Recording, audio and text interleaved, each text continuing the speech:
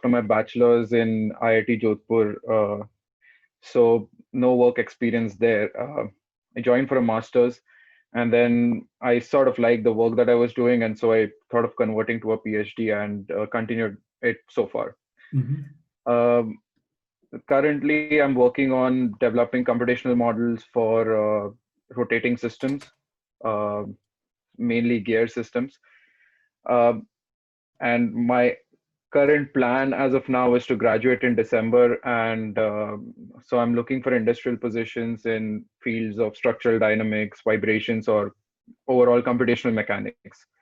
So that is my goal as of now. Mm-hmm. Uh, Few things that I'm a bit uh, worried about and I'm thinking about is one, whether I'll have a job by the time I plan to graduate. Mm-hmm. Uh, there are a couple of things. My advisor shifted universities, so I need to be on a TA over here. And since it's past 5 years, I need to think of how that's going to work. Mostly it will plan out, so I don't need to worry about the funding. Where did you move? He moved to University of Utah. Oh, okay, okay. Yeah. So But you that's will be graduating. You are not moving with him. no, I'm graduating at Virginia Tech itself. Okay.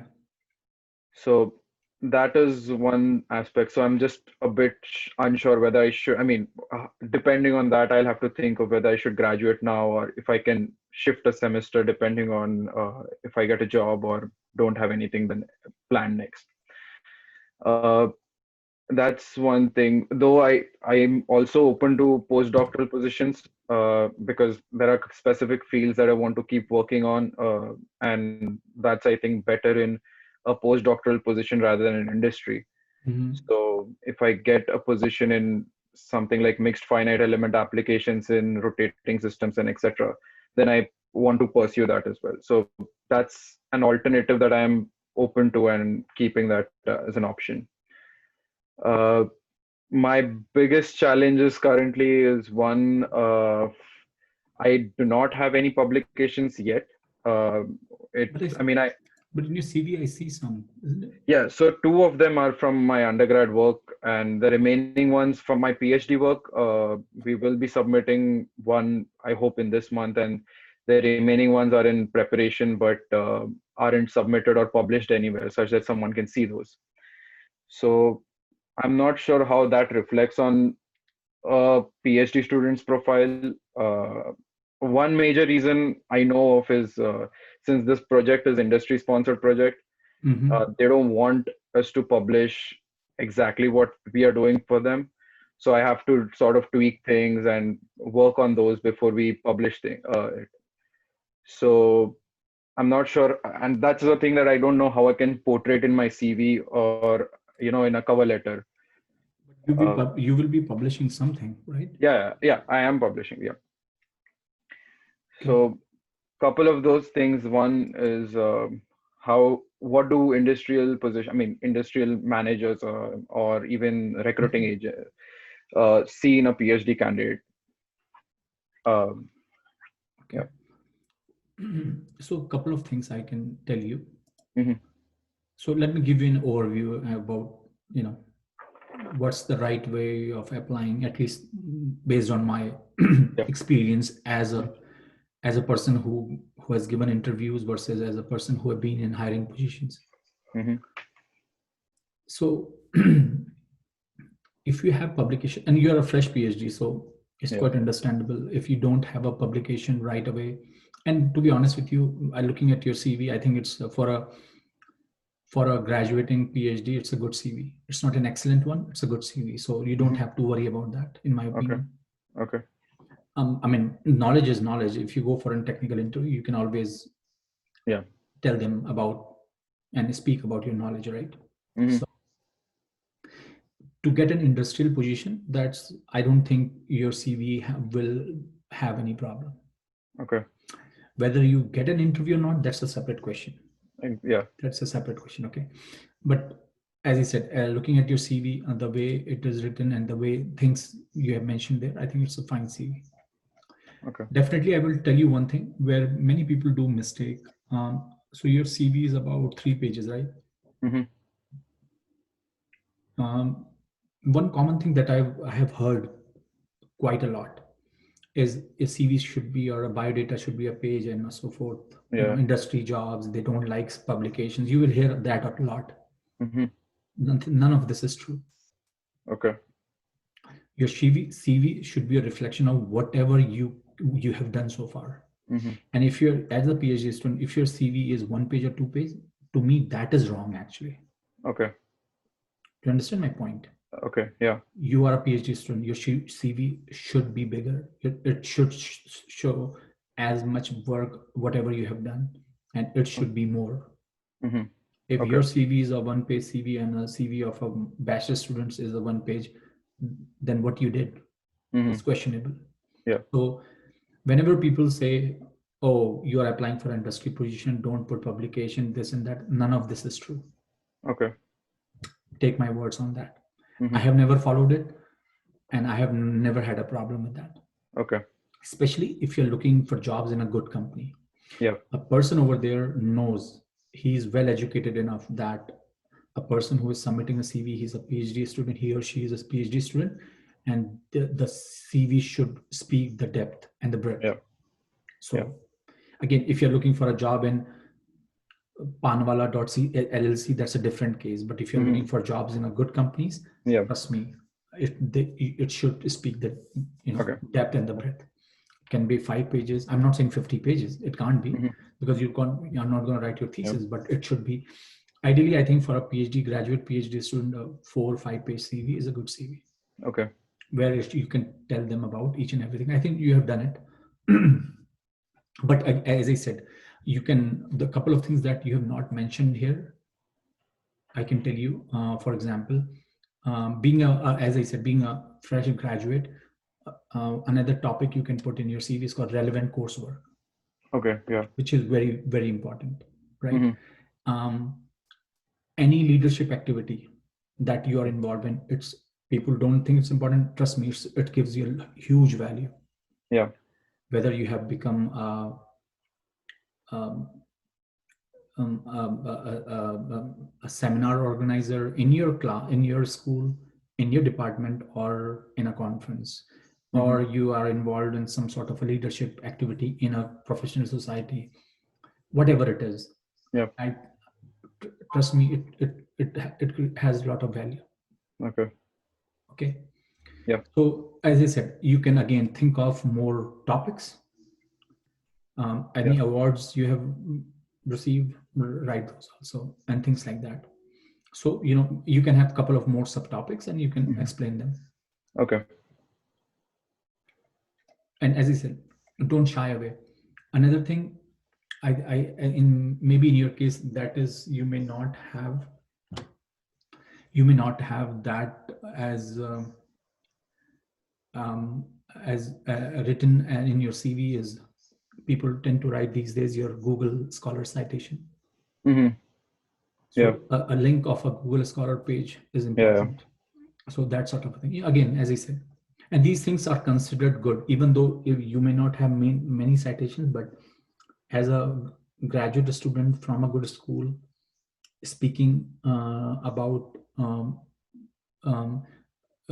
to talk about your technical work and all that, all Yeah. these the links does show some sort of a reflection that the person knows a lot of things, Mm-hmm. research ID and all that.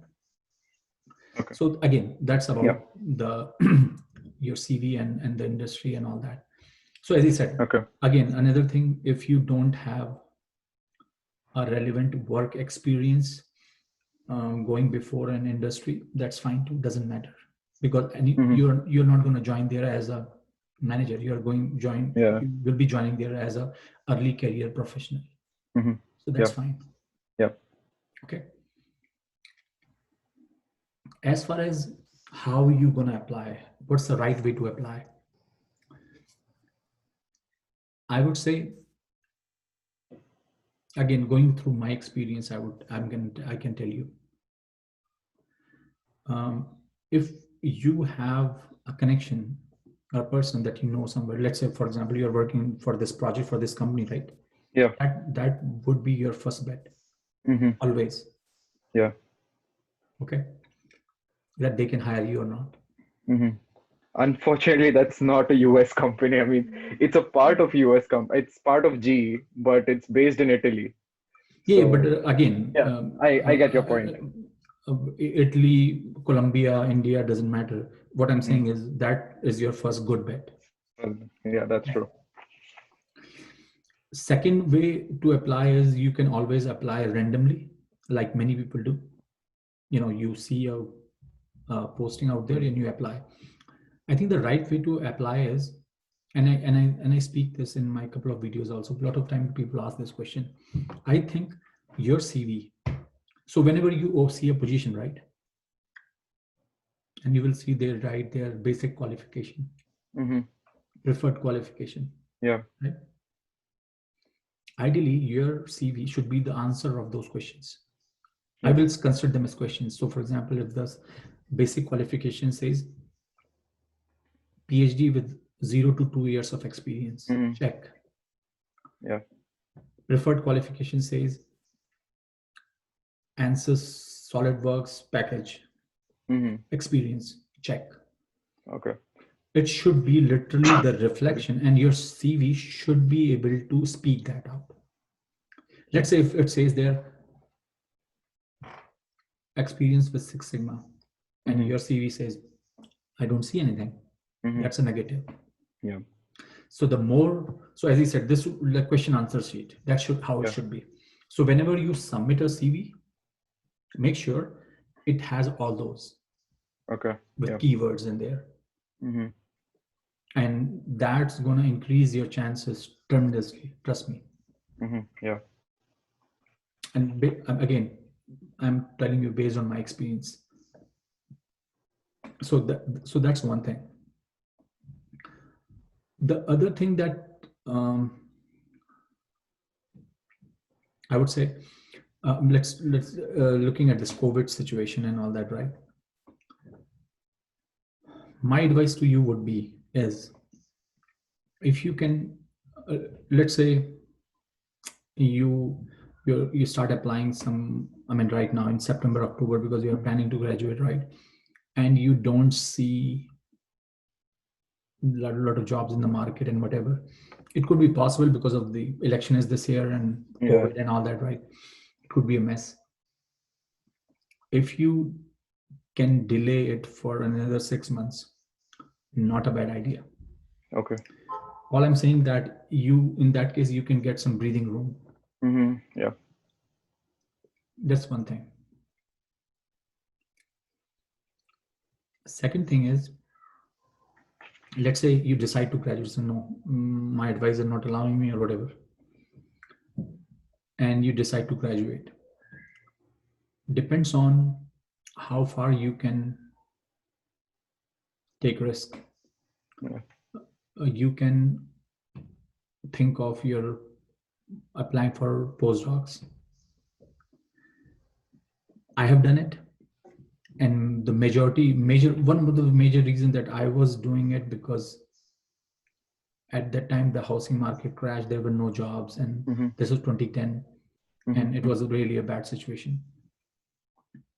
And um, at the same time I was giving interviews for postdocs also, Okay. and then I got into I got one, and I joined it, and that's how my career became the path. Hmm. Yeah. So don't think like I'm going to do postdocs or I'm going to get stuck. You will figure out. Hmm. Yeah.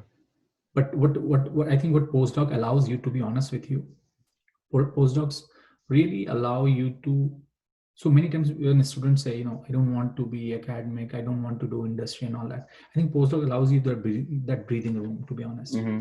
Okay. Yeah. And it's not bad because many times otherwise what happens is I have spoken to many of my friends who went to college and went to join industry.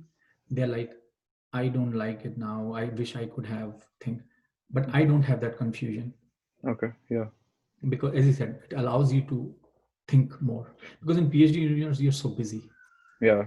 you don't get time to even think like jobs and this and that. I think once you finish your PhD, you're doing a postdoc for a year, and who knows, what career ends up. And sometimes you think that you may not like academic, but if you are able to find a faculty position at a good university, you know, people do. I have friends who are faculty Mm-hmm. now, they're enjoying it. Yeah. And many of my friends are in industry, they are enjoying it too. So Mm-hmm. again, you can always have both. And postdoc, that 1 or 2 year of a postdoc allows you to go anywhere, industry as well as, So yeah, yeah. it does that. And postdoc gives you a sense of security. You get much Mm-hmm. more if you are able to get a postdoc in a national lab. The salaries are very high too, Yeah. versus in universities like 40,000. I think postdocs in national lab, they get somewhere around 75 to 80,000. The salaries are almost twice. Yeah. Much, you get much more freedom and all that. So again, Yeah. and if you are thinking of a postdoc, make sure your advisor is the person who is helping you out, because postdocs are usually personal reference. Yeah. Yeah.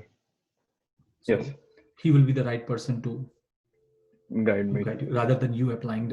You can apply directly for industry position. For postdocs, you need help with your Yeah. advisor, Yeah. because you need reference and all that. And as I said, they are very personal. Mm-hmm. Postdoc is like a professor gets someone. He's like, hey, do you know someone who can join me? Yeah. Rather than a faculty position, which is like send out a flyer, you have 10 people, then you interview, and they're more Mm-hmm. professional. Yeah. So, Okay. and I think if you are able to uh, delay your graduation, depends on whether you are getting a postdoc offer or not. Because postdoc offer will be like, let's say you will defend and they will ask you to join in January. Mm. It will Yeah. be like that. It will be Yeah. very quick. And most of the proposals actually from NSF or any other funding agency, my feeling is they sometimes start in January, February, new Mm-hmm. ones, or Yeah. in August timeframe. So you will find professors are looking at that time. Okay. Yeah. And then if you're not able to get it, then probably you can delay, and then August, and then hopefully the situation is better. Yeah, exactly. I mean, it just gives them more breathing room and time to see what's happening, Yeah. especially with the elections and everything going on at the same time now. And also keep your mindset open. Because one thing I can tell you for sure. So, if you, whether you're deciding to stay here or you're deciding to move back, Mm-hmm. that's another thing that many people think. So if you're very sure that you have to stay here, then you have to work on many other things. How I'm going to get immigration, because those things are extremely, extremely important. Yeah, that's true. Those are other things that you have to tackle. But the good news is you have a PhD, you are in first in line. Mm-hmm. Yeah. So you will have less trouble. People who have done their masters, there is no chance for them. Mm-hmm. Yeah. The people who have done their PhDs, Indian national, especially Indian, Chinese, and Mexican. So they are the one who have to work on their Yeah. PhD if they want to get immigration or get green card or things like that. Yeah. Yes. But then you have, as I said, I'm telling you many things that you're gonna you have to worry about later. But then you really, really have to work on your publications and all that, because you don't Mm-hmm. have enough. Yeah. Because without those numbers, with good publication numbers and good citation, you are not getting immigration. Yeah. Exactly. Uh, so one other thing, I mean, I've started applying for jobs now. I was just looking through many positions in different companies, and very few positions I see. I mean, mostly they mention bachelor's plus experience, master's plus experience, but then usually there is nothing regarding PhDs. And I'm not sure whether, I mean, I do still apply because, okay, it's a relevant position, so why not? Mm-hmm. Uh, how does that fare in, like, do they even consider PhDs at that particular point? Or are they like, okay, probably it's just a higher qualification for the position that's existing?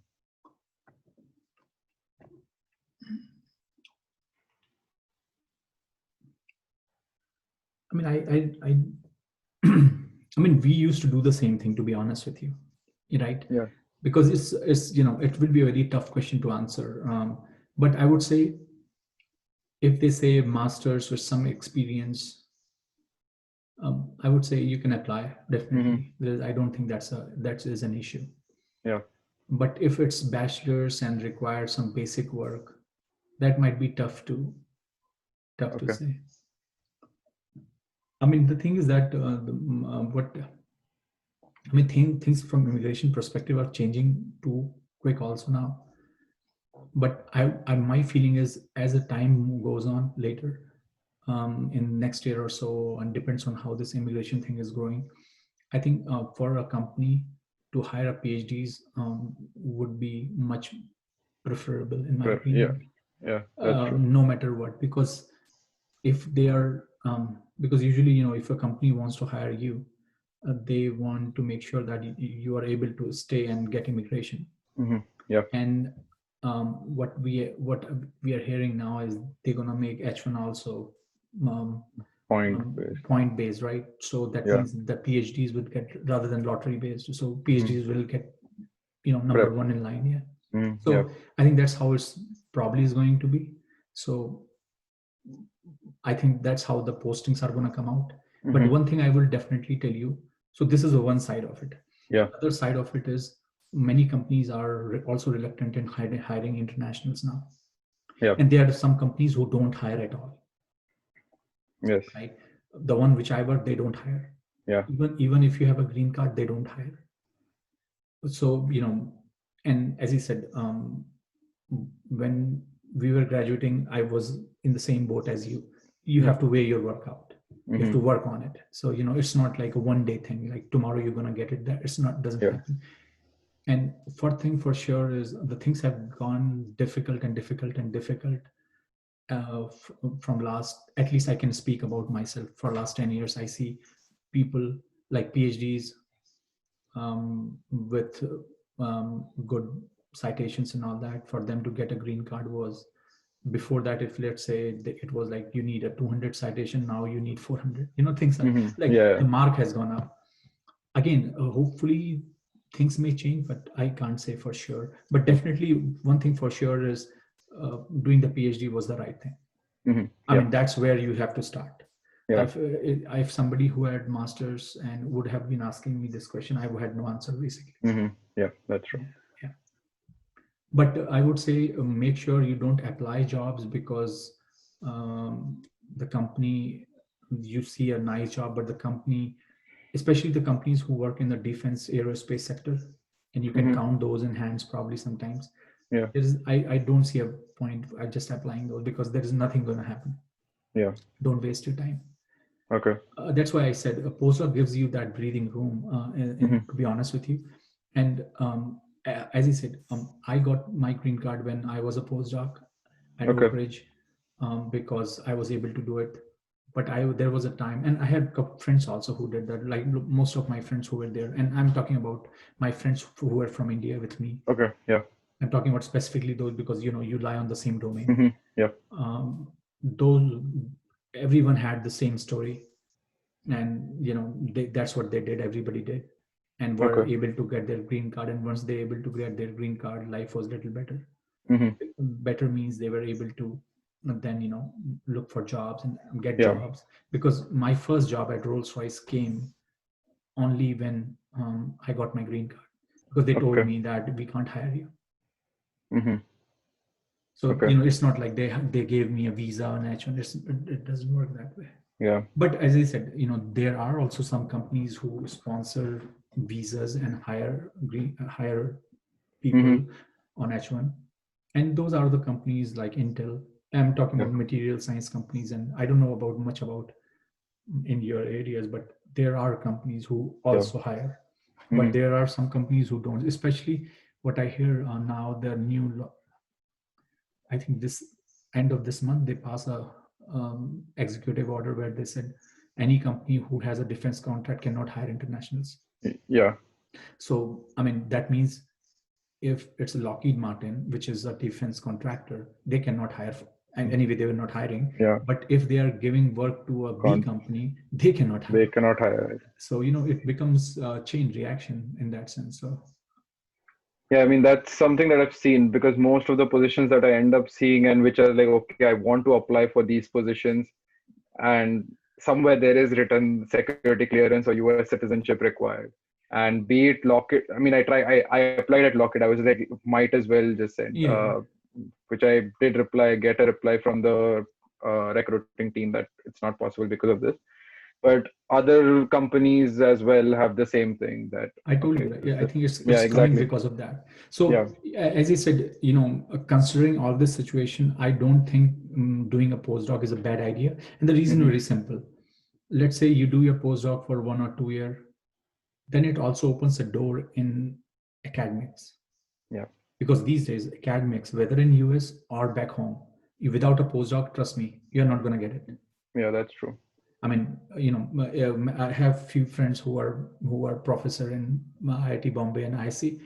There's no way. I mean, I was interviewed for IC Bangalore. I remember an IIT Bombay when I was fresh PhD, and they didn't hire. And the reason was very simple because at the end of the day, they said, we need some person. I mean, I was interviewed, but at the end, I didn't match out because they had a better candidates who had Hmm. postdocs 3 years and something. So, Okay. Yeah. so no, and if you go to their websites and you can also see they say PhDs with 3 year of postdoc. Hmm. Yeah. So, that's like a minimum qualification now. Mm. Yeah. But that's the reason I said, like, let's say if you didn't see any movement in your industry position and all that, doing a postdoc will open a door on both ends. Hmm. Okay. And it's not a bad idea to, say, I'm open to everything. I don't think it's a bad idea. Okay. Whether here or somewhere else, because even if you go to academics, you will need Yeah, of publications. course. Yeah, that's true. Yeah, I mean, I'm in the process of publishing, but then it's just going to take more time since if I'm submitting in the next couple of months, I'm not going to see that reflect at least for another year. So yeah, I agree with you that that might help to some extent. But do calculated, you know Yeah. do the right calculation, because as I said, it's all depends on when you try to graduate. Mm. Because if you graduate in December, and then you will have 3-4 months of your OPT, I think, whatever it is. Yeah. And I think getting a, as I said, getting a postdoc not a bad idea. Okay. And one thing I will give you some another tip. Once you join your postdoc, let's say, or a company, try to make sure you are um, working on your OPT. Don't get H1 right away. Okay. Because if you get your H1, your OPT is done, right? It's gone. Yeah. Yeah. I mean, industry, I can imagine, because they will ask you to do it. But if they are open to that, you can use your OPT. It doesn't matter. Yeah. It doesn't hurt you. Yes, I mean, for industry, you have to always worry about your cycle. So you get like 2-3 chances based on your OPT. So if you get into industry, that's fine. You can go through your H1. But if you're doing a postdoc, don't Go for an issue. stay on Yeah. OPT, because, and the reason I say so is because, let's say, if after a year you are able to find a job, you can move quickly. But if Yeah. you're on H1, Then it's a problem. Yeah. you're done. Yeah. So Yeah. be That's true. careful, Yeah. because That. OPT allows you flexibility to join a job anytime you want. But Yeah. if you change your status, then it's April and October. So Yeah. be careful. Yeah. That's true. Yeah. Thanks for that one. Yeah. No, listen, I learned with my mistakes. That's why I'm telling. I was very excited. I said, yeah, I won my H1, and I'm like, shit. But I then Okay. when I graduated, it was not like 3 year also. It was Mm. only for a year. Okay. The H1. No, the OPT. OPT. Okay. Then the extension. Okay. Yeah, Yeah. because it used to be only for 1 year. Now after that they change it for 1 and 2 year more. So plus. Yeah. Yeah. Yeah. So in that aspect, at least it's a like longer time and more chances for H1, I guess. But No, not only H1. You can that apply might. because jobs doesn't come like on April and October, Mm. right? Jobs can come anytime, Yeah. and for OPT it Yeah. allows you to. Exactly. Yeah. That's what I'm saying.